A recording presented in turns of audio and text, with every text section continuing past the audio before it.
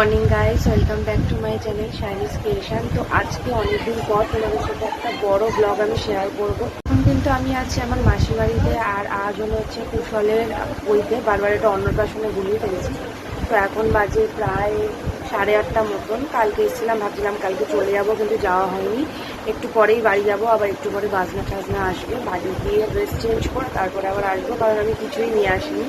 তো চলো আজকের দিনের পুরো ব্লগটা আমি তোমাদের সাথে শেয়ার করব, কি কি আমি করছি বা পুরো পৈতেতে কী কী হচ্ছে। একেবারে পৈতেটা বলতে পারো তো বউ ছাড়া বিয়ে। তো চলো দেখতে থাকো ব্লগটা। কুশল চক্রবর্তীর শুভ উপনয়নের একটা বোর্ড তৈরি করলাম একা একা। সাথে ছিল সায়নে ছিল, হয়েছিল। ওরা চোখে বসে কিছুটা দেখে ঘুমিয়ে পড়েছে। তাই রাত্রি 3টের সময় ঘুমিয়েছি। 3টের সময় ঘুমিয়ে অটো করে আমরা সুন্দরভাবে গেলাম পাথরপুকুর। সেখানে গিয়ে আমরা চিংড়ি মাছ, কাতলা মাছ, আরও কিছু মাছ ওখান থেকে নিয়ে এই ফিরলাম। আমাদের পৈতের শুভ অনুষ্ঠান, এই ঠাকুরমশাই চলে এসছেন, এই শুরু হতে চলেছে। আপনারা দেখতে থাকুন, এপিসোড খুব ভালো লাগবে। তো এখানে লেখা হয়ে গেছে শুভ উপনয়ন কুশল। আমি তোমাদের বাইরে দেখাই একবার।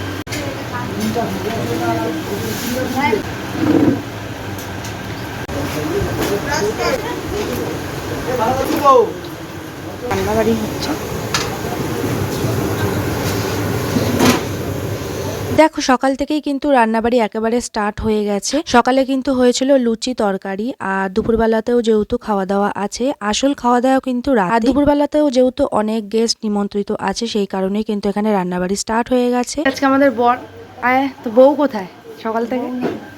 কেন সকালবেলা দধিমঙ্গল খেলি? দধিমঙ্গল তো নাকি দধিমঙ্গল খেলি, তারপরে এখন একটু পরে বাজনা আসবে। পুরো তো বিয়ে বিয়ে ফিলিংস, তাই না?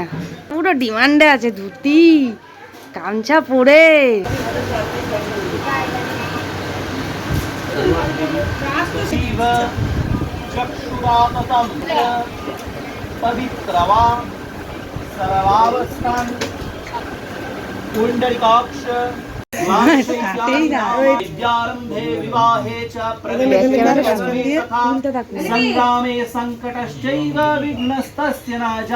পৈতের নিয়মটা কিন্তু আমি যতদূর দেখছি পুরো বিয়ের মতন। আমি কিন্তু এই প্রথমেই বসে বসে পুরো পৈতের নিয়মগুলো দেখছি। আর এইখানে কিন্তু দেখো আচার্য গুরু হয়েছে কুশলের নিজেরই কাকা।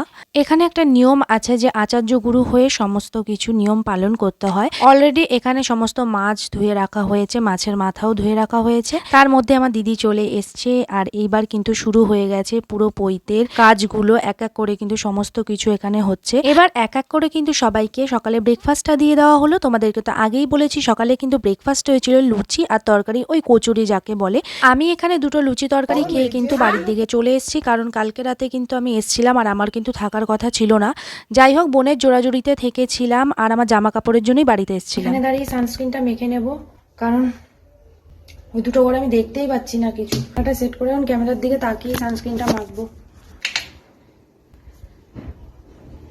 তো ভাবতে পারো যে আমি এরকম হাঁপিয়ে হাঁপিয়ে কেন কথা বলছি, তার একটাই কারণ, কালকে রাত্রেবেলা কিন্তু আমার ঘুম হয়নি। আর কালকে গরমটাও অনেক বেশি পড়েছে, তাই না? ওই নেমবোর্ডটার মধ্যে শুভ উপনয়ন কুশলের নামটা লিখছিল, আর হুড় করে মশা ঢুকেছে। মশার কামড়ে সারা রাত কালকে ঘুমাতে পারিনি। আমি সব সহ্য করতে পারি, আমি গরম সহ্য করতে পারি না।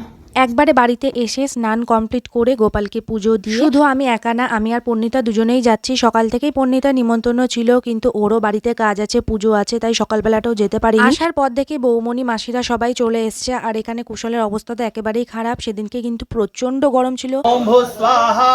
प्रजापति ऋषि उष्णीक छंद वायुर्देवता व्यस्त सामस्त महाव्याप्ति होमे विनियगः ओम भुव स्वाहा प्रजापति ऋषि अनुष्टुप छंद ওনাকে সূর্য জ্ঞান করে ওনাকে ওনার উদ্দেশ্যে মনে মনে আপনি পাঠ। তারপর কিন্তু চলে আসলো বাজনা, আর বাজনাকে কিন্তু প্রথমেই মাসি তেল সিঁদুর দিয়ে বরণ করে নিল। আর এইবারই কিন্তু শুরু হলো না। নাচের সাথে সাথে একদিকে মা নাচছে, আর একদিকে তার ছেলে মানে কুশল এখানে হচ্ছে ন্যাড়া।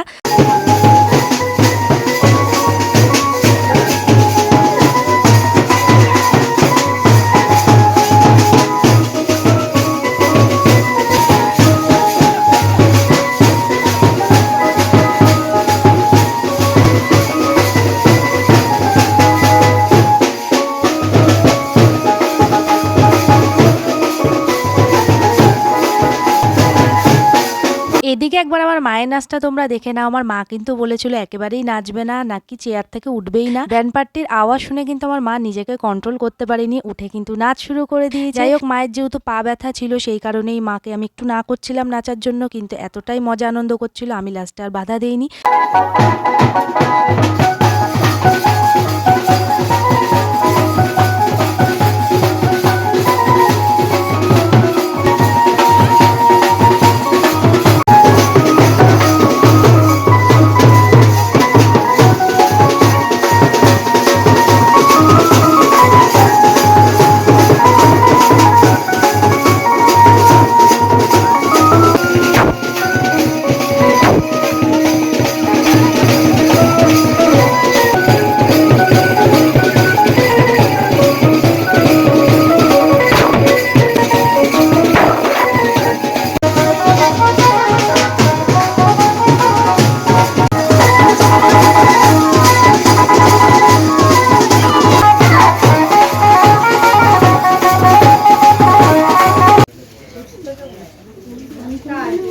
এখানে হয়তো মালসা পোড়াচ্ছে বা কিছু, দেখো আমি এখানে তো খুব একটা নিয়ম জানি না। আমি যদি কোনো রকম ভুল নিয়ম বলে থাকি তোমরা আমাকে ক্ষমা করো, বা তোমরা আমার ভুলটাকে শুধরে দিয়ে একটা কমেন্ট করে দিও। দেখো এখন কিন্তু বেরাবে কিন্তু জল ভরার জন্য, সবাই কিন্তু একেবারে জল ভরার জন্য বেরিয়ে পড়েছে।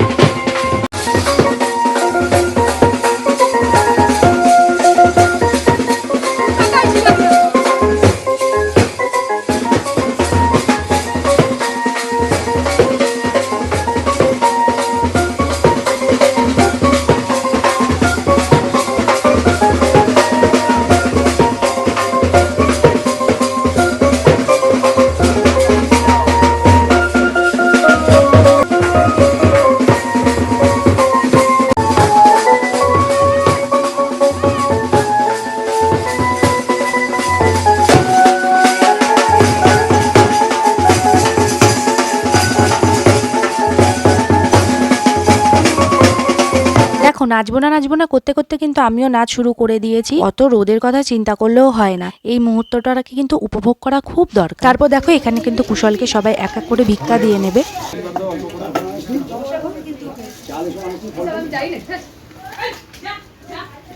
একবার তুমি ঝোলাটা হাত দাও, কি গরম লাগছে।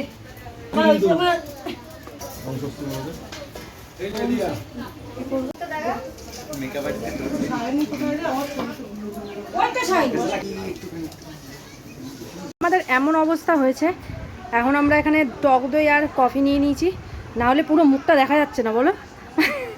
দেখেছো আমাদের অবস্থা, ট্যানের ভয় কি। যাই হোক, এখানে কিন্তু দুপুরবেলা বসে গেছিলাম লাঞ্চ করতে, আর আমার হাতে কিন্তু এখনো দই আর কফিটা লেগে রয়েছে। আমরা কিন্তু পুরো রেডি হয়ে গেছি, কিরকম লাগছে আমাকে অবশ্যই কমেন্ট করে জানিও।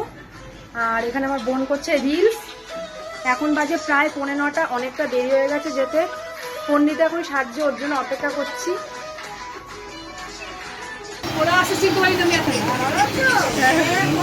বাবা এসে তো দেখি বৌমনি সবাই একেবারে এসে হাজির, তাই বৌমনি বারবার বলছে কেন এত দেরি করে আসলাম। কুশল তো দেখি লজ্জার ঠালায় তাকাতেই পাচ্ছে না একেবারে ক্যামেরার দিকে, যেহেতু ন্যাড়া হয়ে গেছে তাই খুব লজ্জা পাচ্ছে। আর আমি ওকে বলছিলাম দেখো আজকে কিন্তু আলাদাই ডিমান্ডে আছে। দেখেছো শুধু অবস্থা, লজ্জায় তাকাতেই পাচ্ছে না, সমানে চোখটাকে নিচে নিচে করে রয়েছে। বৌমনি রাত্রেবেলা সেজে বুঝে, আর এখন বাজে 10টা, এই মুহূর্তে আমরা আসলাম। লোক চলে গেছে, এখন দেখার কেউ নেই, এখন এসছে সেজে বুঝে। এখন কে দেখবে?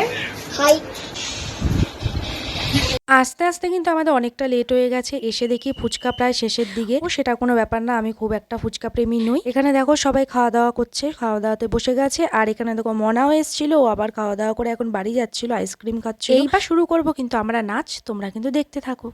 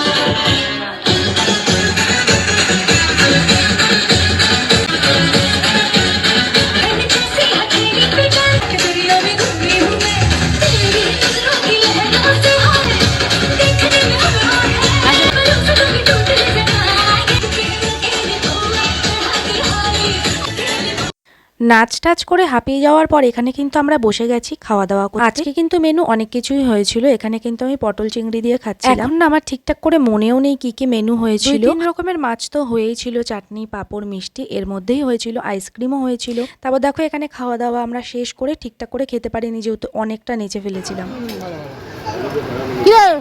খাওয়া দাওয়া কেমন হলো সেটা বল। খেয়েছিস তো? ডালটা তো খেলি। ডালটা ভালো হয়েছে? হ্যাঁ। তো এখন কিন্তু আমাদের খাওয়া দাওয়া পুরোপুরি কমপ্লিট হয়ে গেছে, আর আমি কিন্তু এখানে কুশলকে খুঁজছিলাম। আর আইসক্রিমটা দেখো আমার হাতে, আমি খাবো কি খাবো না ভাবছিলাম সেটাই, কারণ আমার প্রচুর পরিমাণে ঠান্ডা লেগে গেছে। এখানেই সমাপ্ত, আর আজকে আমি আমার ব্লগটা এখানেই শেষ করছি। তো এই ব্লগের থেকে তোমাদের যদি কিছু ভালো লেগে থাকে তো প্লিজ লাইক কমেন্ট শেয়ার করো। তো এই পুরো ব্লগটার থেকে তোমাদের যদি কিছুটাও ভালো লেগে থাকে প্লিজ লাইক কমেন্ট শেয়ার করে দিও, আর যারা নতুন হবে প্লিজ সাবস্ক্রাইব করে দিও। ততক্ষণে সবাই ভালো থেকো, টাটা।